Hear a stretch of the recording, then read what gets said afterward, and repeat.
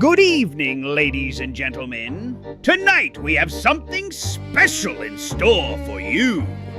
They say power and cruelty go hand in hand, like a match made in hell. And in this tantalizing tale, cruelty turns a fool into a monster, and a monster into a fool. But fate, that crooked schemer, has a way of twisting even the darkest night.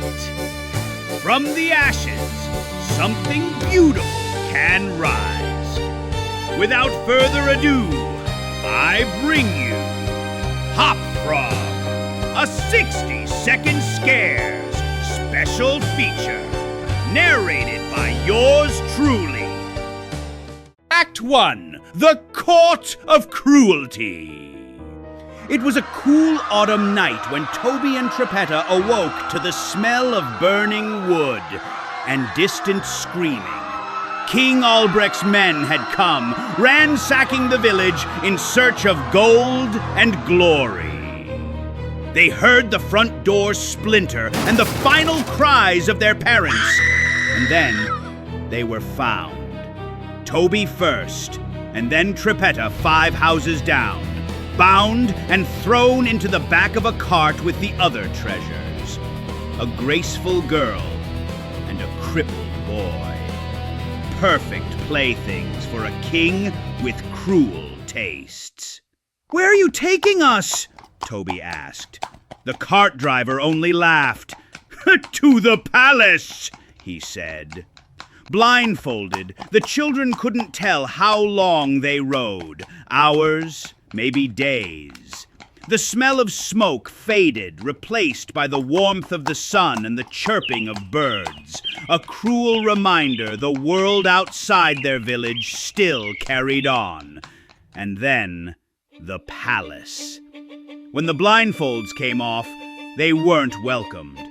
They were thrown onto the marble floor like broken toys, just another pile of treasures at King Albrecht's feet. Trippetta rose first, smoothing her torn dress, standing perfectly straight even before a king. "Ooh, I like this one," King Albrecht barked. "She has poise." "Yes, sir," she said, her voice steady. "I'm the best dancer in my village." "Then let's see you dance." And right there, on the cold marble floor, she danced, a graceful, delicate ballet, her feet barely touching the ground.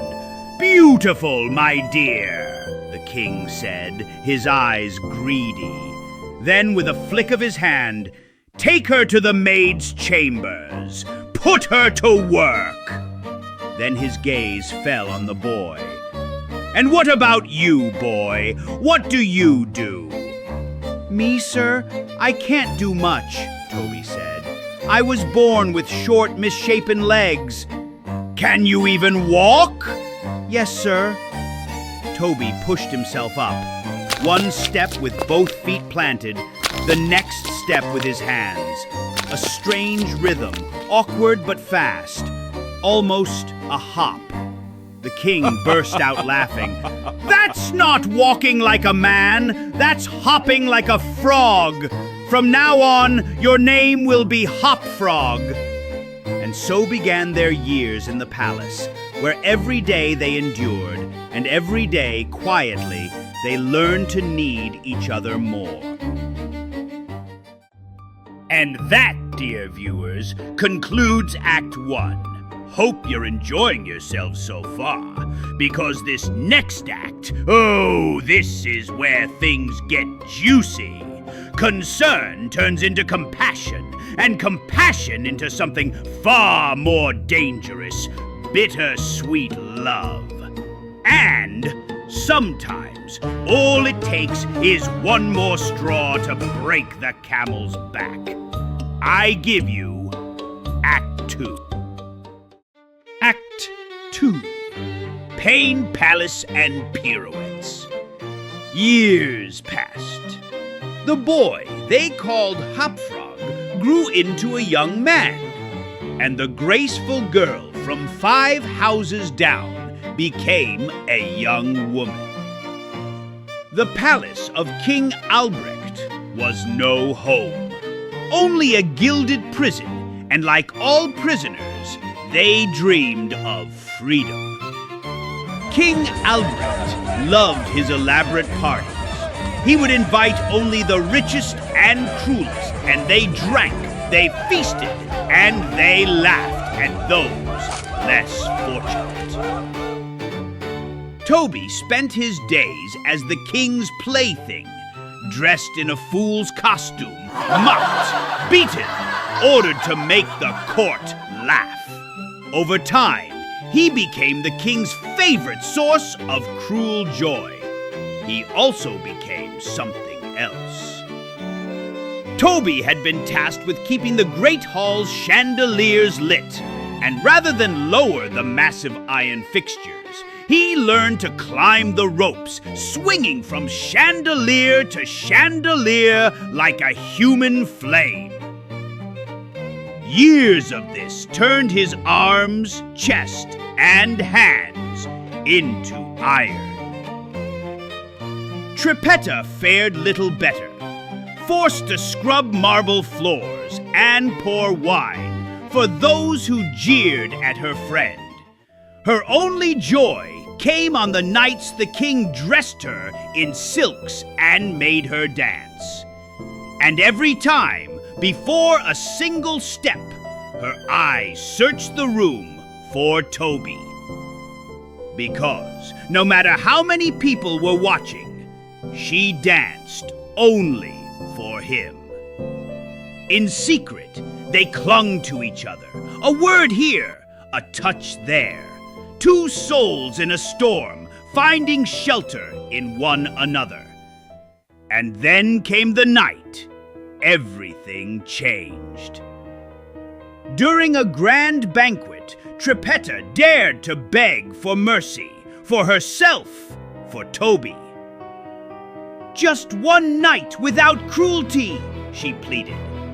King Albrecht answered with a laugh, "Ma-ha-ha-ha-ha-ha!" and threw a goblet of wine into her face.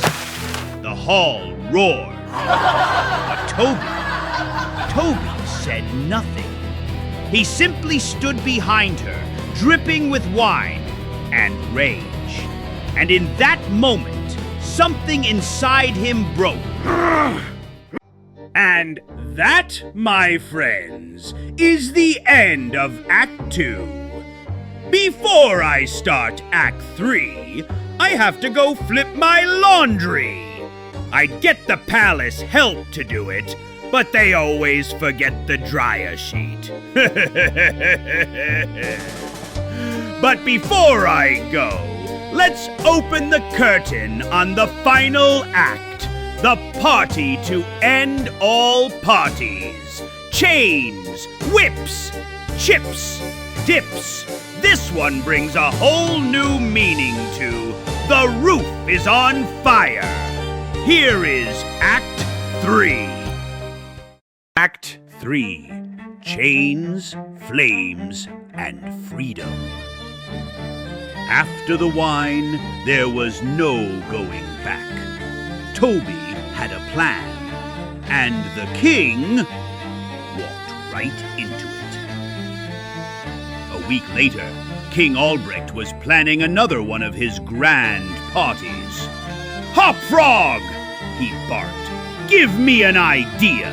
Something no one has ever seen!" Toby bowed low, hiding the fire in his eyes. "Your Majesty, what about a jungle theme?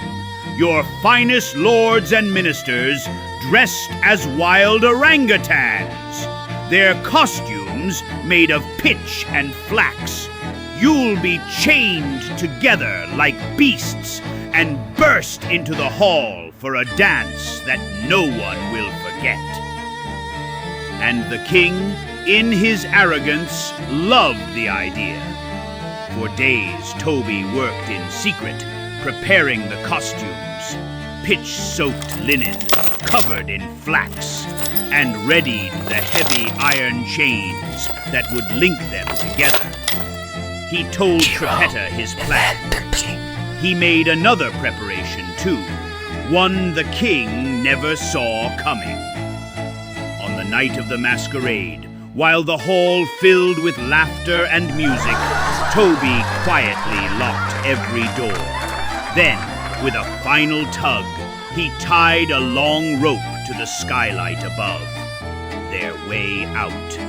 And then, the wild men arrived. 8 of them, linked by chains, grunting and roaring as they lurched into the ballroom. King Albrecht and his ministers covered head to toe in pitch and straw. The court screamed, then laughed, thinking it was all a game. Trippetta watched, kneeling in a corner until needed. As the dance began, Toby climbed the rope to the chandeliers, moving hand over hand above their heads, just as he'd practiced for years. When he reached the center, he looked down. The beasts writhed below. The court laughed, and Toby smiled. He drew a knife. One slash, and the first rope fell. The great chandelier came crashing down, crushing the dancers beneath it. Then the second and the third. Chaos erupted. Screams, fire, the pitch-covered partygoers caught instantly, turning into human torches as they thrashed in their chains. The others ran for the doors, but there was no escape. With smoke rising and the hall in flames, Toby slid down his secret rope, grabbed Trippetta, and with a kiss and her clinging to his back, climbed for the skylight. Behind them, the palace burned. Below, King Albrecht and his court burned with it. And for the first time since that cool autumn night so many years ago, Toby and Trippetta were free. And there you have it, the end of the story. I might be getting soft in my old age, but what can I say? I do enjoy a good love story, especially one with murder, malice, and mayhem. Welp, gotta run! It's marshmallow roasting night, down in you-know-where. Thanks for watching, and don't forget to like and subscribe for more frightening fun. Peace!